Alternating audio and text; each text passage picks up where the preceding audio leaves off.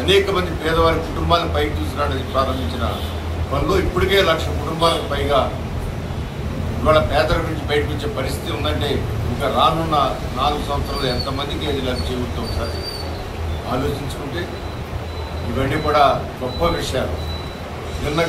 నిన్న చేనేత కార్యక్రమం వెళ్ళి వాళ్ళకి సంవత్సరానికి 25,000 రూపాయలు ఇస్తాననే దాంట్లో కానీ, వాళ్ళకి కరెంటు బిల్లు 200 యూనిట్ల వరకు ఫ్రీగా ఇస్తామనే దాంట్లో కానీ, వాళ్ళ యొక్క ఉత్పత్తుల్ని విపరీతంగా సేల్ అయ్యేటట్టు చేసే మార్కెటింగ్ విధానాల్లో కానీ, ప్రతి ఒక్కళ్ళని కూడా వారానికి ఒక్కరోజు నేత దుస్తులు ధరించమని చెప్పే ఒక ఆలోచన కానీ, ఇవన్నీ కూడా ప్రతి ఒక్క చేనేత కుటుంబం మర్చిపోని విధంగా గుర్తుండే విధంగా చేపట్టిన కార్యక్రమం.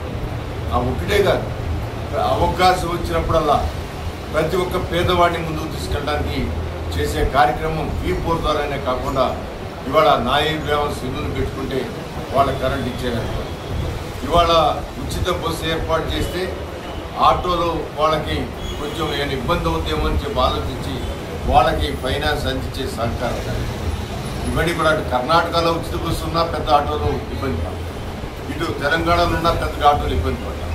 అయినా కూడా వాళ్ళు ఒక ఆలోచన తెచ్చి వాళ్ళు ఒక భయం క్రియేట్ చేస్తున్నారు కాబట్టి వాళ్ళకి కొంత డబ్బులు ఇచ్చి వాళ్ళని ఆదుకునే కార్యక్రమం, రైతులకి అన్నమాట ప్రకటించిన కార్యక్రమం, ఇవాళ తల్లికి వందనం అనే కార్యక్రమం ద్వారా ఎంతమంది పిల్లలు ఉంటే అంతమంది, ఇవాళ అనేకమైన ముస్లిం సోదరిమణులు కానీ ఇతర కులాలు కానీ 4, 5, 6 పిల్లలు ఉన్న వాళ్ళు కూడా ఈరోజు బయటకు వచ్చి మేము ఎంతో ఆనందంగా ఉన్నాం, ఇంత సహాయం మాకు గతంలో ఏ ప్రభుత్వం చేయలేదని చెప్పే స్థితిలో ఉన్నారంటే ఇవన్నీ కూడా చంద్రబాబు గారి పరిపాలన ఖచ్చితంగా ప్రజలందరూ కూడా నేర్చుకుంటున్నారు. ఇవాళ జగన్మోహన్ రెడ్డి గారు చెప్పే మాటలేనాను, చంద్రబాబు గారు చెప్పే మాటలేనాను. జగన్మోహన్ రెడ్డి గారి మాటల ద్వారా ఎన్ని అబద్ధాలు చెప్పారో మీరు ఆలోచించండి. చంద్రబాబు గారు చెప్పే మాటలు ఏ విధంగా ఎన్ని కుటుంబాలకి ఓట్లు ఇచ్చాయో, ఎన్ని కుటుంబాలని పైకి తీసుకొచ్చారు, ఎంతమంది ఉద్యోగాలు ఇప్పించారో ఆలోచించండి. ఇవన్నీ చూసి ఎవరు ఏ మాటలు చెప్పినా అవన్నీ విని దాంట్లో నిజాలను గ్రహించి నిజం అనుకున్న వ్యక్తికి మీరు సహకరించాలని మనస్ఫూర్తిగా కోరుకుంటాను. ఇప్పుడు కూడా తన పని తను చేసుకొనిస్తే ఖచ్చితంగా చేసుకుంటాను. చట్టాన్ని చుట్టంలాగా తీసుకుని వాళ్ళ చేత తప్పుడు పనులు చేస్తే ఏ విధంగా పబ్లిక్ రియాక్ట్ అయ్యారో కూడా మనం చూసాం. ఇవాళ చట్టం తన పని చేస్తూ ఉంటే వాళ్ళు తప్ప ఎవరైతే శిక్షకు గురవుతున్నారో వాళ్ళు తప్ప వాళ్ళకు అనుకూలంగా మాట్లాడిన మనుషులు ఎక్కడ కూడా కలరు.